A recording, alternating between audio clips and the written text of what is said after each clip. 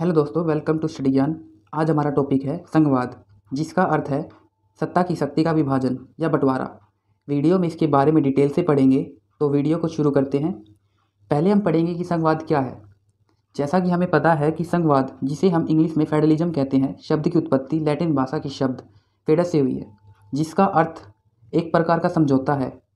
वास्तव में महासंघ दो तरह की शक्ति या सरकारों के बीच सत्ता के साझा करने और उनके संबंधित क्षेत्रों को नियंत्रण करने हेतु एक समझौता है। इस आधार पर कहा जा सकता है कि जो संघवाद है, सरकार का वह रूप है जिसमें देश के भीतर सरकार में कम से कम यह देखे कि जो सरकार है उसमें कम से कम दो सत्र मौजूद होने चाहिए।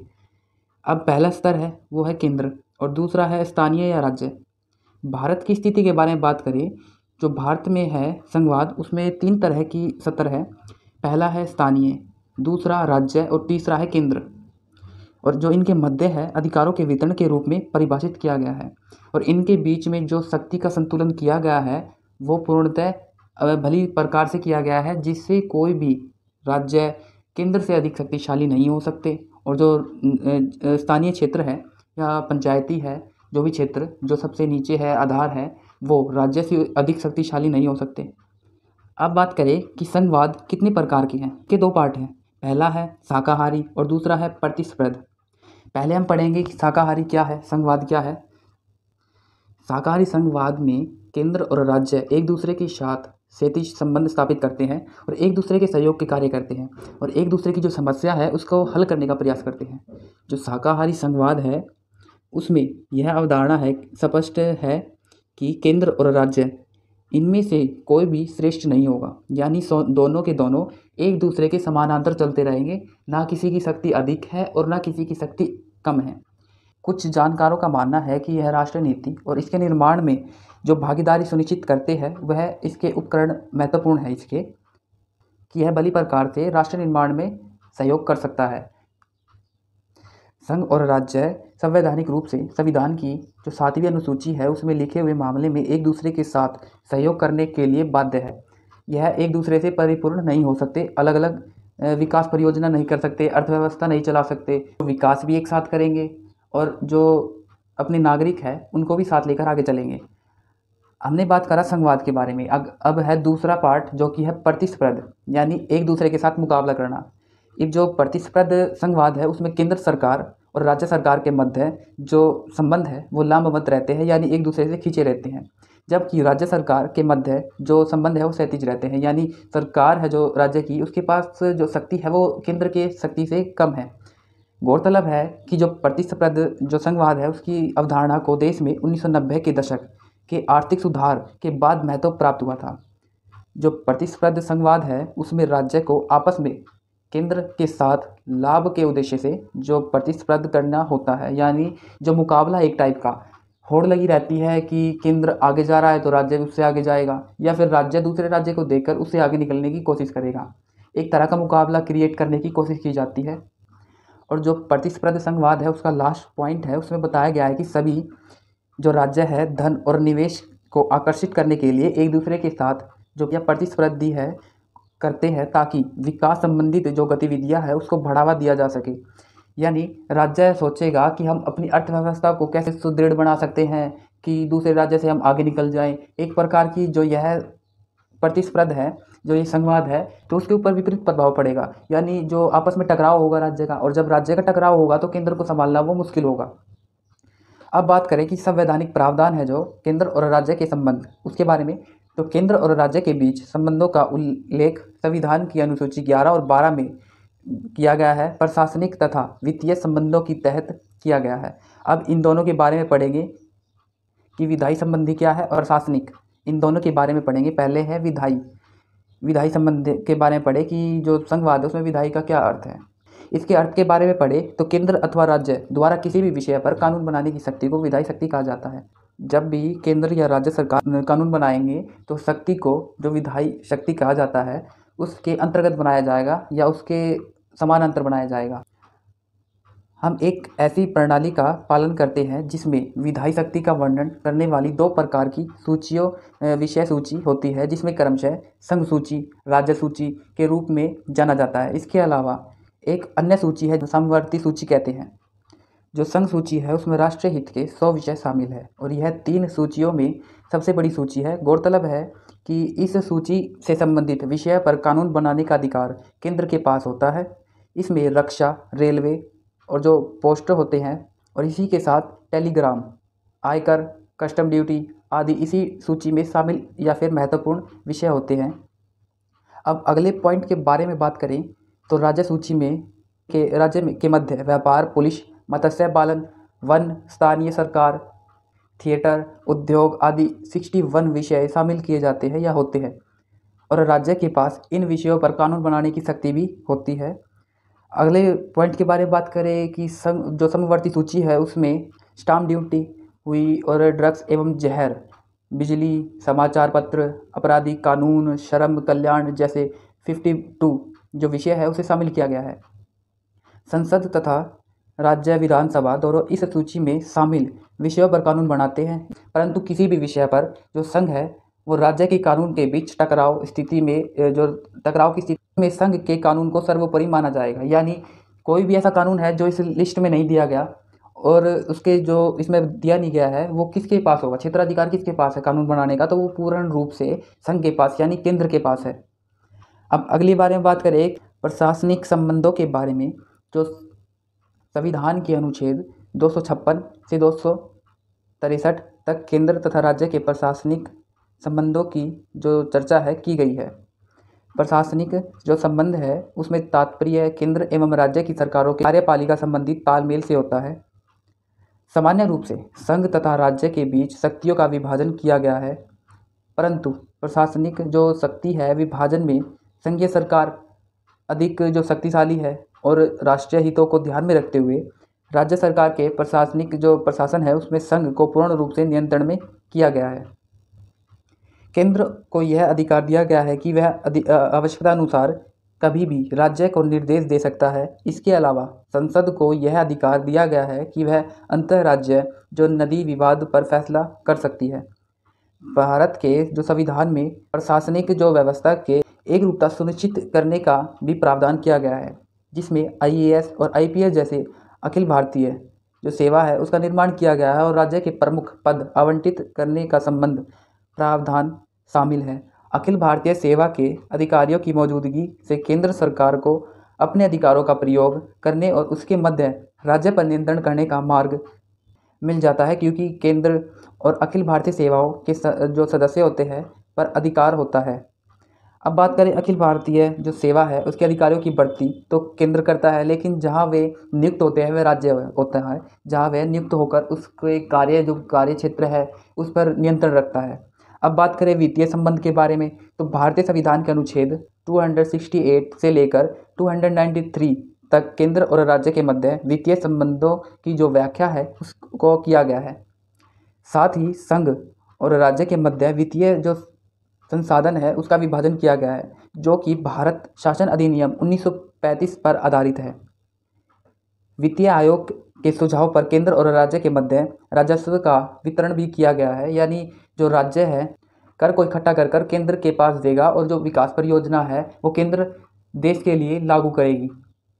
अब GST आने पर इसमें थोड़ा बहुत परिवर्तन हो गया है कि जो एक टैक्स होगा वो ही मान्य होगा।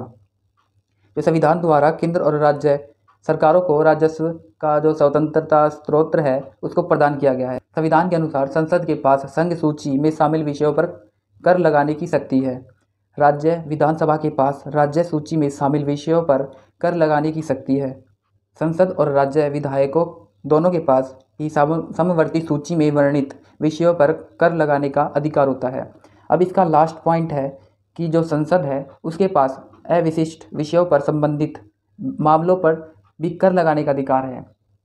अब बात करेंगे कि भारत के लिए जो संघवाद है वो क्यों महत्वपूर्ण है। भारतीय प्रशासन में शक्ति जो केंद्र से स्थानीय निकायों यानी पंचायत तथा प्रवाहित होती है, इसी कारण देश में विकेंद्रीकरण आवश्यक है।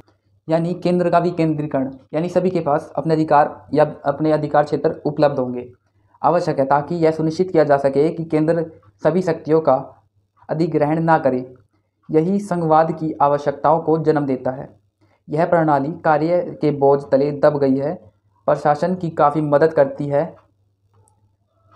केंद्र पर बैठे अधिकारी गाँव तक नहीं पहुंच पाते, जिसके कारण गांव विकास से दूर रह जाते हैं, विकास कार्य से दूर रह जाते हैं। इसलिए स्थानीय सरकार कार्यपालिका को निचले स्तर तक पहुंचने में मदद करती है और देश के सभी नागरिकों को या नागरिकों की लोकतंत्र में सक्रिय भागीदारी को सुनिश्चित करती है। अब मान लीजिए जो लोकसभा में सीटों को बढ़ाया गया है वो क्या कारण है, यहाँ पर एमएलए है वो कितने व्यक्तियों पर नियंत्रण स्थापित करेगा, उनके विकास के कार्य करेगा या फिर उसकी रिपोर्ट केंद्र को कैसे पहुँचाएगा। इसी के लिए इनमें लोकतंत्र में सीट को बढ़ाया गया है। अब बात करें कि भारत में विभिन्न नस्लों, धर्मों और जो ये हर धर्म, जाति, संप्रदाय के लोग रहते हैं मौजूद है। इसमें सरकार ने एक धर्मनिरपेक्ष विचार को अपनाया है, जो कि संविधान संशोधन अधिनियम 1976 के मध्य से प्रस्तावना में जोड़ा गया है। संघवाद की अवधारणा देश के अंतर्गत विभिन्न या विविधताओं को कायम रखने में मदद करती है। अब बात करें कि भारत में संघवाद के समक्ष क्या क्या चुनौती है। क्षेत्रवाद को भारत में संघवाद के समक्ष मौजूदा सबसे बड़ी चुनौती माना गया है। क्षेत्राधिकार है कि हर कहीं अपने क्षेत्र के मांग को लेकर आवाज़ उठी है। इससे क्या होगा कि जो राज्य है उसको ज़्यादा प्रभाव पड़ेगा, क्योंकि वो केंद्र से कम शक्ति लिए मौजूद है।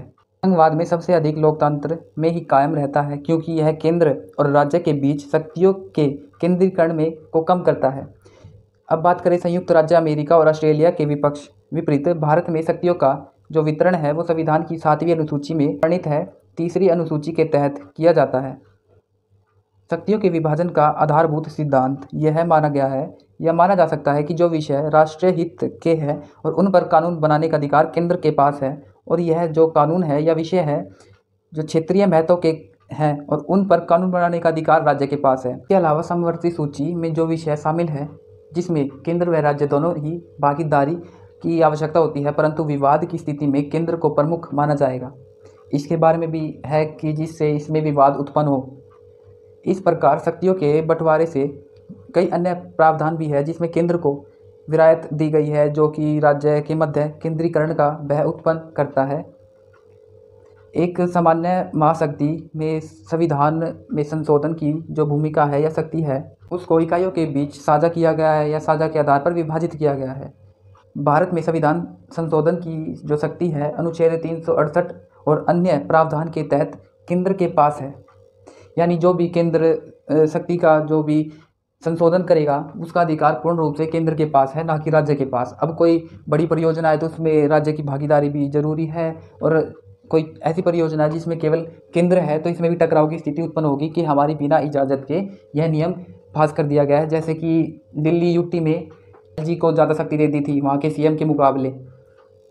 अब बात करें भारत में प्रत्येक राज्य के लिए राज्यपाल का कार्यकाल एक संवेदनशील मुद्दा है, क्योंकि यह कभी कभी भारतीय संघीय चरित्र के लिए खतरा बन जाता है। केंद्र द्वारा इस कार्य का दुरुपयोग किया जाता है, सदैव ही देश की तीखी बहस और भेदभाव का विषय रहता है। ये कोई राज्य है और यहाँ अलग अलग राज्य है, तो इसका जो राज्यपाल है बनकर या नियुक्त होकर आएगा वो दूसरे राज्य में कार्य करेगा या कार्यरत रहेगा, और जो इस राज्यपाल वो दूसरे राज्य में जाकर अपने कार्य को करेगा, यानी कि जो उसकी योग्यता है उसमें बताया गया है कि वो उस राज्य का नहीं होना चाहिए, या इससे भी टकराव की स्थिति उत्पन्न होती है। अरुणाचल प्रदेश में जनवरी 2016 में राष्ट्रपति शासन लागू करने को भारत के संवैधानिक इतिहास में एक विचित्र घटना मानी जाती है। इसमें बताया गया है कि जबकि राज्य में एक निर्वाचित सरकार थी, जब भी उन्होंने इसका दुरुपयोग करके, यानी केंद्र सरकार ने जो आपातकालीन शक्ति है उसका दुरुपयोग करके अरुणाचल प्रदेश में राष्ट्रपति शासन लागू कर दिया था, इससे भी टकराव की स्थिति उत्पन्न होती है। भारत में भाषा की जो विविधता है कभी कभी संविधान की संघीय भावनाओं को ठेस पहुंचाती है। भारत में संवैधानिक रूप से स्वीकृत 22 भाषाएं हैं। इसके अलावा देश में सैकड़ों भाषाएं बोली जाती है।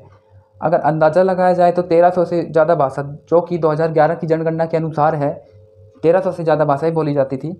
उसके बाद कई अन्य भाषाओं को मान्यता प्राप्त की गई थी जो मुख्य भाषाएं हैं। इसके अलावा देश में सैकड़ों भाषाएं बोली जाती है, इसके बारे में पढ़ा। समस्या तब उत्पन्न होती है जब महासंघ की जो सबसे बड़ी मौजूद इकाई है दूसरों पर एक विशेष भाषा लागू करने या उसको थोपने का प्रयास करती है। भारत में अधिकारित भाषा है जो के लिए लड़ाई अभी भी एक ऐसा मुद्दा है जो कि कभी भी उठाया जा सकता है। जैसे कि हमने देखा था जब हिंदी को लागू करने के लिए प्रयास किया गया था उत्तर भारत सरकार का, तो दक्षिण में उसके विरोध में प्रदर्शन हुए थे, उसको लागू ना करने का प्रयास किया गया था। और जबकि उसमें उस समय के आसपास लगभग 0.003% 2011 की बात है, इतने परसेंट भाषा ऐसी थी जो कि इंग्लिश उनकी मातृभाषा थी, जबकि हिंदी 42 के आसपास होगी लगभग, इतने परसेंट लोग अपनी मातृभाषा के रूप में प्रयोग करते थे। अब इसके जो पूरी वीडियो इसका निष्कर्ष क्या निकलता है उसके बारे में बात करें तो भारत सरकार का लक्ष्य है देश के जो वित्तीय वर्ष है 2024-25 तक 5 ट्रिलियन की अर्थव्यवस्था बनाने का है, परंतु यह तब संभव होगा जब देश में केंद्र और राज्य साथ मिलकर कार्य करें। कई बार केंद्र और राज्य दोनों के मध्य सुगम संबंध न बन पाने का एक कारण यह भी है कि राजनीतिक मतभेद भी होता है, परंतु विशेषज्ञों का मानना है कि देश में शाकाहारी संघवाद के लिए यह सबसे उपयोगी समय है, क्योंकि वर्तमान समय में जो राजनीतिक दल केंद्र में है उसकी सरकार देश में लगभग 2/3 राज्य में है। अतः आवश्यक है कि देश में संघवाद के समक्ष जो मौजूदा चुनौती है उसको जल्द से जल्द दूर किया जाएगा, ताकि देश के आर्थिक और सामाजिक विकास में राज्य की अधिक भूमिका को सुनिश्चित किया जा सके। आज की वीडियो में इतना ही था। आपके लिए एक प्रश्न है, इसको आप ध्यान से देख लें और इसके बाद इसे पूर्ण पढ़ने के बाद डिस्क्रिप्शन में इसका लिंक है PDF का, उसको डाउनलोड कर लेना और इसका जवाब आप कमेंट बॉक्स में दे सकते हैं, जो कि है संघवाद के भारतीय स्वरूप को स्पष्ट करते हुए भारत में केंद्र राज्य के संबंध पर चर्चा कीजिए। इसको मैं आप जो भी कमेंट बॉक्स में इसका उत्तर स्पष्ट या सही लिखेगा उसको इनाम के तौर पर उस जवाब का स्क्रीनशॉट लेकर सोशल मीडिया पर शेयर किया जाएगा। आज की वीडियो में बस इतना ही। यदि वीडियो आपको इंटरेस्टिंग लगी, अच्छी लगी, नॉलेजफुल लगी तो वीडियो को लाइक ज़रूर करना। अगर आप चैनल पर नए हो तो सब्सक्राइब करें, वीडियो को ज़्यादा से ज़्यादा दूसरों को शेयर करें। यदि वीडियो में आपको कोई दिक्कत आई हो उसके लिए हम क्षमा प्रार्थी हैं। हम पूरी कोशिश करेंगे कि आपको अगली बार और बेहतर वीडियो मिल सके। वीडियो देखने के लिए आपका धन्यवाद।